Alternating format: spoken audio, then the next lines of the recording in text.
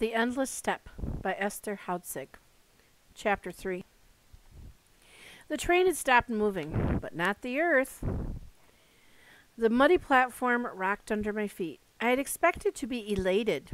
Instead, I was numb, like a little old woman, which in some ways I had become. I ached from head to toe, and crouching as if it were a position my body had grown into. I sat down on my suitcase. After the weeks of twilight, daylight was too much, too strong, too strange. Around me, I felt more than I saw the presence of hundreds of people, a lumpish mass, all numb like me. Suddenly, there was a voice shouting at us. It must have come from a primitive loudspeaker, and I strained to catch the indistinct words. We were to pick up our bundles. We were to march 4 abreast behind the soldiers into the village. What village? Where was it? I began to take notice. For weeks the question had been, where were we going? Now we were there, but where was there? This rural station was just like all the others we had passed on this side of the Urals. A small wooden building on a muddy platform, gingerbread carved under all the eaves. And beyond was eternity, flat, desolate, treeless, with a world without end. That's called the steppes, S-T-E-P-P-E. Tata, la Linka. My father held my hand for a second, and then we fell into place, the 4 of us in one row. Hundreds of us trudged through a narrow, dusty road toward a barely visible cluster of buildings. Presumably, way off there on the horizon was a village. Without a single tree to stop it, the July sun was like a torch on our heads. Surely every last one of us must have dreamed of the moment when we would once again breathe some fresh air. But this air, for all its vastness, was more hot than fresh. When the first old woman fainted, there was a murmur of fear from the marching people. Had the woman fainted, or had she dropped dead? She had fainted, and whether she wished it or not, she was revived and continued to march. I looked apprehensively at grandmother. Her silk dress was stained with sweat, but the ridiculous little hat on her dirty gray hair was like a tattered banner, our personal standard, the symbol that we stood together as a family. This tiny figure would survive this march. I willed her to do so. She did without any help from me, having quite enough will of her own. But at least a dozen old women, and old men too, dropped onto the road, sending up little clouds of dust as they did so. Trudging this road that was like a hairline cut into the barren, grayish field of incredible size, I felt myself to be too little for anything so enormous. Once in a while we would see a very small single-roomed hut at the side of the road. These huts were square and made of mud and cow dung, as I was to learn from personal experience. Cow dung. Cow poop. Sometimes a shabbily dressed barefoot woman of unknown age would stare at us curiously. Sometimes she would be joined by rather solemn-faced children. But neither the woman nor the children ever raised a hand in greeting. After we had marched about a mile in the broiling sun,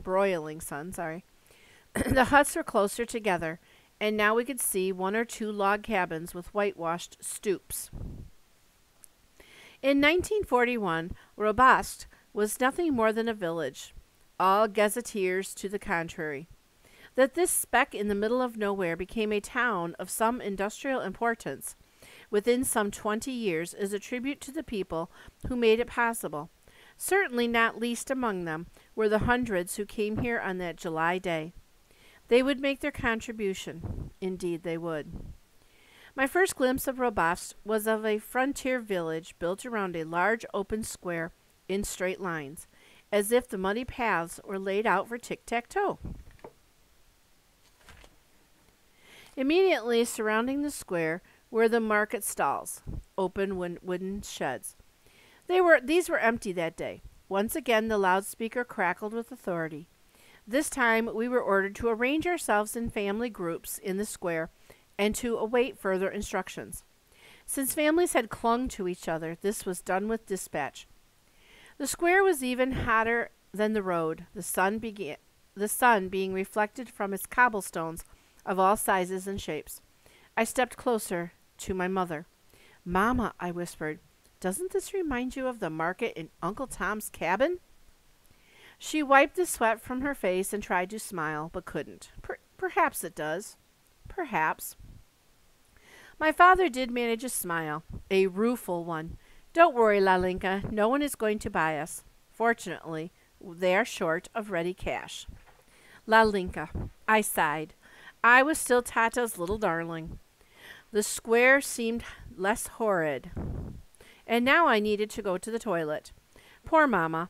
In the midst of a cataclysm, she also had to contend repeatedly with a child's bladder. Or thirst. I was also thirsty. No, I couldn't look for a bathroom, and the water in the market stalls. "But I have to go. You have to wait. I can't lose sight of you. Do you want to get lost?"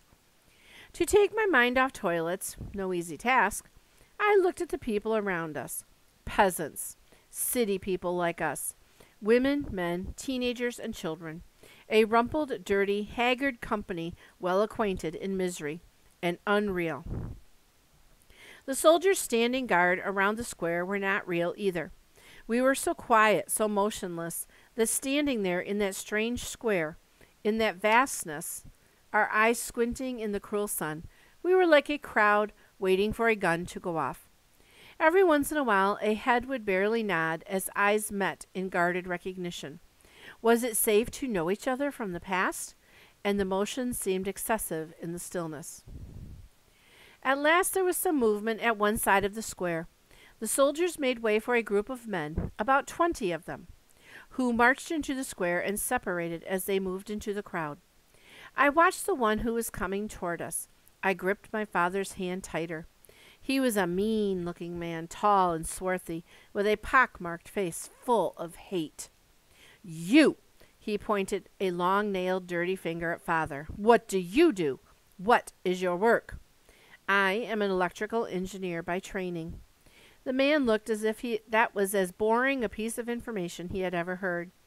He asked mother the same question, and when she answered that she had once taught arts and crafts, but that now she was a housewife, he made a derisive noise, as if to say, What are we burdened with this time? A bunch of riffraff? And what can you do?" He leered at me, as if I were his last hope. "Why, she is nothing but a child," mother said in panic. "A child. She goes to school." Finished with his fun, he introduced himself as Pavraka, and told us he was from the gypsum mine 12 kilometers outside the village. Before he walked away, he warned us not to dare move until he came back, as if we would in this barren land where there was literally no place to hide. When Pavraka returned, he announced that most of us were going to the gypsum mine with him, but that some would go to the collective farm. Farm? I had a picture of a lovely, bucolic life with cows and chickens and hay rides. The mine sounded dreadful. One would be imprisoned in the bowels of the earth, and one would die. "What is gypsum, Papa, Tata?" I whispered. But he was listening intently to Pavraka, and he ticked people off for mine or farm. Farm, farm, farm. I prayed silently. To play safe, I also kept my fingers crossed. Mine. Pavraka pointed at father, mother, and me. Farm. He pointed at grandmother. My heart sank. Mine or farm, what did it matter? What mattered was that we be allowed to stay together. All we had in the whole world was each other. Grandmother began to plead again, as she had at the railroad station in Vilna. This time our prayers were heard. She was allowed to go with us, but she was warned that the work would be hard and that she would be expected to do her share. She drew herself up to her full 4 feet 11 inches and assured him that she had the strength of a dozen young women. She was quietly convincing. However, there were others who were not so lucky as we. Around us were families begging to stay together. When this was denied, there would be the all-too-familiar wail, and when the request was granted, an embrace. Pavraka told us to pick up our suitcases, which, like us, were covered with dust, and to follow him. This was easier said than done. We were burdened with bags and hampers and bundles, and racing after one's jailer does not come naturally.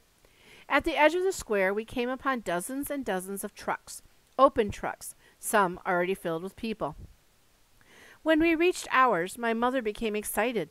"Look who is here," she whispered. "Look, Mrs. Marshak." This time, Mother jumped up onto the truck by herself, and dropping her guard, openly embraced this friend from Vilna. Mrs. Marshak, a woman noted for being austere, which is kind of serious and not demonstrative, welcomed the embrace with tears of joy. It soon became clear that she had made the 6-week journey in the cattle car without friend or family except for Boris, her 5-year-old boy. Boris, who had lost much of his chubbiness on the journey, had his almond-shaped green eyes fixed on my father. When Father held out his hand, he became, with that gesture, Boris's father, hero, friend, and mentor. Pavlaka sat down beside the driver, and we started down the road, raising great clouds of dust. Once through the dust, I saw a patch of flowers next to a hut. I remembered what Grandfather Solomon had said about people who loved flowers, and I thought anyone who loved flowers enough to make them grow here must have a little more than a little good in him. The flatness of this land was awesome. There wasn't a hill in sight. It was an enormous, unrippled sea of parched and lifeless grass. "Tata, why is the earth so flat here?" "These must be the steppes, Esther." "Steppes? But steppes are in Siberia." "This is Siberia," he said quietly. If I had been told I had been transported to the moon, I could not have been more stunned. "Siberia?" My voice trembled. "But Siberia is full of snow." "It will be," my father said. Siberia. Siberia was the end of the world, a point of no return. Siberia was for criminals and political enemies, where the punishment was unbelievably cruel and where people died like flies. Summer or no summer, and who had ever talked about hot Siberia? Siberia was the tundra and the mountainous drifts of snow. Siberia was wolves. I had been careless. I